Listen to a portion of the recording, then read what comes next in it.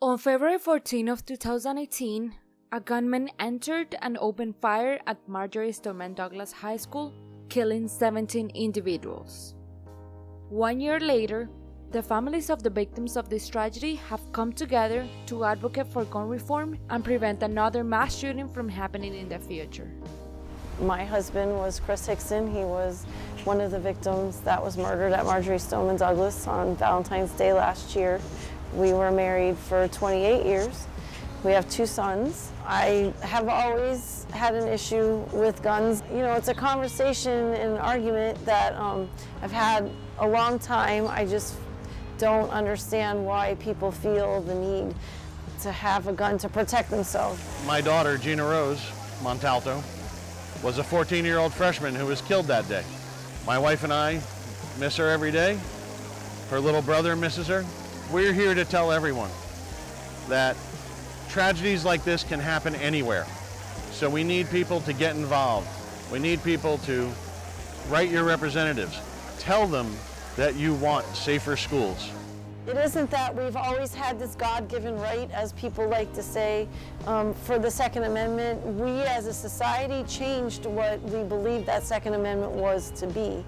And I really think that's what allowed this explosion of gun violence in our society. We live in America. The Second Amendment is alive and well. But we need to have responsible firearms ownership. It's not just a Democratic problem. It's not just a Republican problem. It affects all of us here in America, and we all need to come together to solve this problem. The 17 families that were impacted on Valentine's Day, we started an organization called Stand with Parkland. We all realized that change needed to happen, so we came together to advocate for safer schools for our students and staff members. We want a holistic approach, and that holistic approach involves securing the campus, better mental health screening and support programs, and finally, responsible firearms ownership. We were really instrumental in the Marjorie Stoneman Douglas Public Safety Act that was passed in Florida that has those laws, right? It has background checks, it has red flag laws, and the idea that we have to be responsible in the way that we allow people to use their firearms. We were up on Capitol Hill, and we were at a press conference supporting H.R. 8, which is the Bipartisan Background Check Act of 2019. And that's important because we need background checks on all sales and transfers of weapons, but also the fact that the bill is bipartisan in nature is vital. It shows that the Republicans and the Democrats are coming together, reaching across the aisle, and that's what we need. We need people to come together, have discussions, find what we agree on, and then move those positions forward. Surely on the subject of safe schools, there's more that unites us than divides us.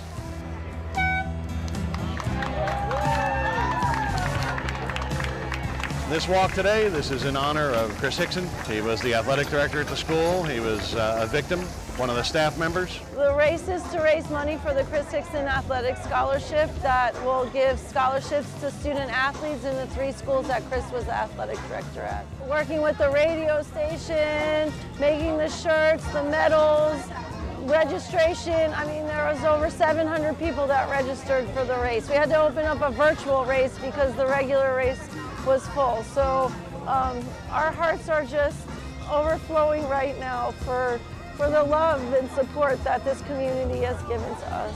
I love him very much. He was a good man. He was my first baby. You know, Christopher was everything to me. You know, if I called him and I said, Christopher, I'm having a problem with this, or I need this, or I need that. And he goes, don't worry, Mom, you'll have it. He was always there for me. Debbie gave me this shirt yesterday to honor Chris for this memorial run, this 5K run. He was in the Navy, so I have little Navy things here. There's a little angel to show that we're all praying together. We're all here to support the family, friends, students, and everybody else that he's helped and guided and just made everybody a stronger and better person. We're definitely going to hold every memory we've ever had with him so dear. I expect that everyone would remember my son and keep him in their heart. He wasn't just, he was a good man. He wasn't just an athletic director. He wasn't just a coach. He wasn't just security. He was a good man. I hope this changes a lot of thought about people that have guns. There's a lot of mental health issues in this, and that needs to be addressed. I definitely think there should be stricter regulations. Obviously, not everybody should be able to get it and get a gun, you know. I don't think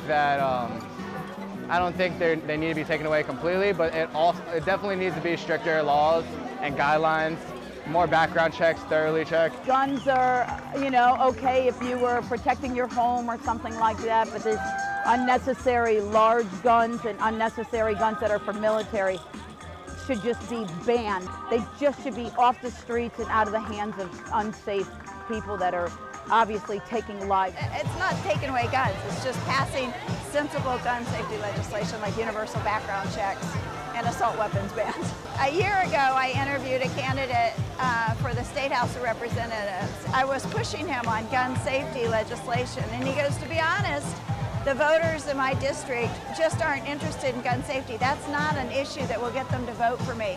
Guess what? In this last election, voters showed that they cared about gun safety, and it's now an issue that candidates have to take into consideration when they run. And I think that's a huge leap for this issue. I think the whole Parkland community has been amazing in their resilience and their determination to take this tragedy and make the world a safer place for people.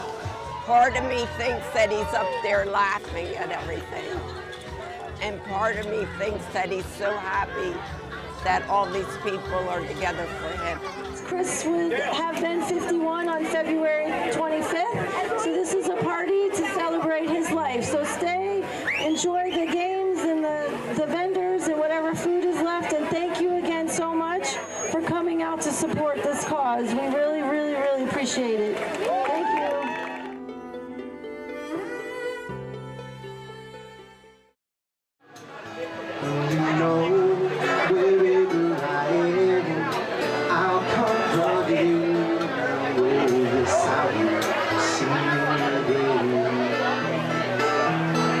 Don't you know about that winter, spring, summer?